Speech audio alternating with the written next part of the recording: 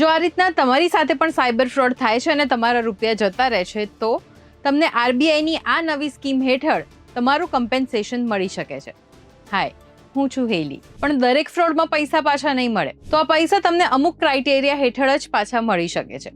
જેમ કે જો તમારી સાથે સાયબર ફ્રોડ થાય છે તો તમારે તરત જ એનસીઆરપી ઉપર રિપોર્ટ કરવાનું રહેશે અથવા તો 1930 ઉપર તમારે કમ્પ્લેન કરવી પડશે.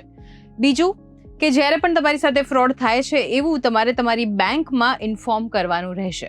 અને સૌથી ઇમ્પોર્ટન્ટ વાત, જો તમારી સાથે ફ્રોડ થાય છે તો એ ફ્રોડ થયાના 5 દિવસની અંદર જ તમારે તમારી બેંકમાં ઇન્ફોર્મ કરવું જરૂરી છે, તો જ તમારો કેસ કન્સિડર થશે. અને જો ફ્રોડ તમારી જ બેદરકારીના કારણે થાય છે, જેમ કે તમે જ સામેથી ઓટીપી આપી દીધો હોય અથવા તમે જ સામેથી બેંક ડિટેલ્સ ભરી હોય, તમે જ કોઈ ફેક લિંક ઉપર ક્લિક કર્યું પછી એમાં ડિટેલ્સ ભરી દીધી હોય, તો આવી સિચ્યુએશનમાં તમે કમ્પેન્સેશનને પાત્ર નહીં થાવ.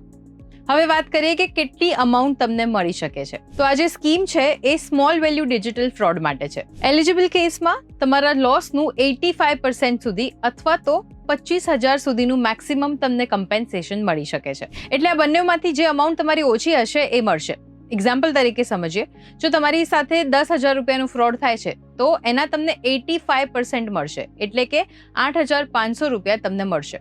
હવે જો તમારી સાથે 40,000 રૂપિયાનું ફ્રોડ થાય છે તો એના 85% થયા 34,000 રૂપીસ.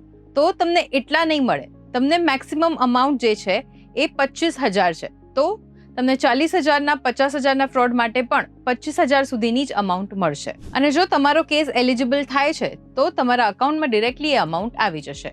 અને બીજી અગત્યની વાત કે આ જે સ્કીમ છે એ અત્યારથી ચાલુ નથી થવાની. આ સ્કીમ 1 જાન્યુઆરી 2027થી લાગુ થશે.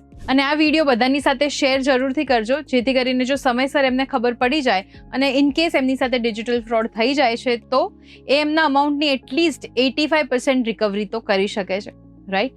તો do share this video with everyone. અને આવા જ ઇન્ટરેસ્ટિંગ વિડીયોઝ માટે ગુજરાત સમાચારના પેજને ફોલો કરી લેજો.